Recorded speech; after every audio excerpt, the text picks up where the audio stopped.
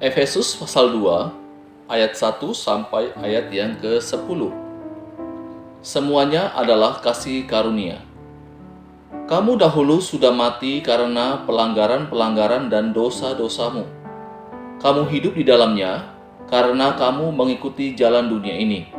Karena kamu mentaati penguasa kerajaan angkasa, yaitu roh yang sekarang sedang bekerja di antara orang-orang durhaka. Sebenarnya dahulu kami semua juga terhitung di antara mereka. Ketika kami hidup di dalam hawa nafsu daging dan menuruti kehendak daging dan pikiran kami yang jahat. Pada dasarnya, kami adalah orang-orang yang harus dimurkai, sama seperti mereka yang lain. Tetapi Allah yang kaya dengan rahmat, oleh karena kasih-Nya yang besar, yang dilimpahkannya kepada kita, telah menghidupkan kita bersama-sama dengan Kristus. Sekalipun kita telah mati oleh kesalahan-kesalahan kita, oleh kasih karunia kamu diselamatkan. Dan di dalam Kristus Yesus, Ia telah membangkitkan kita juga dan memberikan tempat bersama-sama dengan Dia di sorga, supaya pada masa yang akan datang, Ia menunjukkan kepada kita kekayaan kasih karunia-Nya yang melimpah-limpah sesuai dengan kebaikan-Nya terhadap kita dalam Kristus Yesus. Sebab karena kasih karunia kamu diselamatkan oleh iman. Itu bukan hasil usahamu, tetapi pemberian Allah. Itu bukan hasil pekerjaanmu. Jangan ada orang yang memegahkan diri. Karena kita ini buatan Allah, diciptakan dalam Kristus Yesus untuk melakukan pekerjaan baik yang dipersiapkan Allah sebelumnya. Ia mau supaya kita hidup di dalamnya. Saudaraku yang dikasihi oleh Tuhan Yesus Kristus, ada pandangan yang mengatakan bahwa keadaan manusia ketika telah jatuh dalam dosa, maka itu diibaratkan seperti orang yang sedang sakit keras. Meskipun dalam kondisi sakit, tetapi masih bisa berespon. Minimal tangan masih bisa digerakkan, minimal mata masih bisa digerakkan.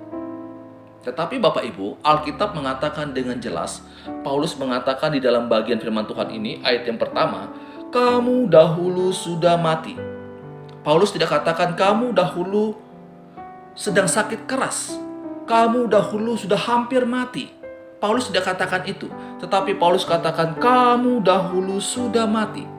Jadi keberadaan manusia ketika telah jatuh dalam dosa dikatakan telah mati. Bukan setengah hidup, bukan sedang pingsan, tetapi sudah mati. Kalau sudah mati berarti tidak ada lagi kemampuan bagi manusia untuk berespon terhadap sesuatu. Sehingga Paulus dengan tegas sekali membahas di dalam bagian ini, semuanya adalah kasih karunia. Keselamatan yang kita miliki ini adalah kasih karunia. Tidak ada andil di dalam diri manusia untuk mendapatkan keselamatan itu. Semuanya dikerjakan oleh Allah. Jadi Bapak Ibu Saudara, kalau kita berbicara mengenai keselamatan, maka manusia pasif. Allah lah yang berperan dalam hal ini. Ketika kita telah mati secara rohani, bagaimana orang yang telah mati bisa berespon?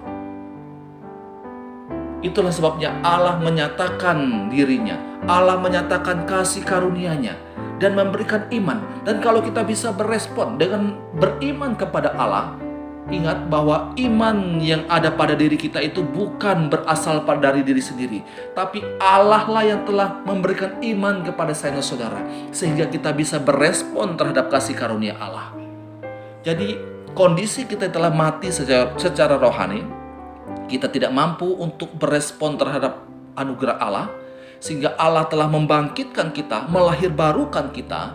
Ketika kita telah lahir baru, Allah memberikan kita iman untuk bisa berespon terhadap anugerah Allah itu. Saudaraku, kalau kita melihat akan apa yang dikerjakan oleh Allah, itu begitu luar biasa. Dan kita sadar bahwa ternyata tidak ada andil apa-apa dari diri kita dalam hal keselamatan.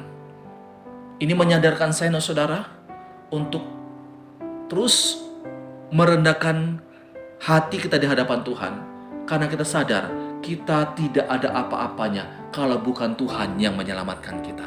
Kalau kita bisa berespon terhadap kasih karunia Allah, kalau kita bisa diselamatkan, jangan pernah bangga dengan dirimu sendiri. Jangan pernah bermegah dengan kekuatanmu, karena itu adalah karena kasih karunia Allah bagi dirimu.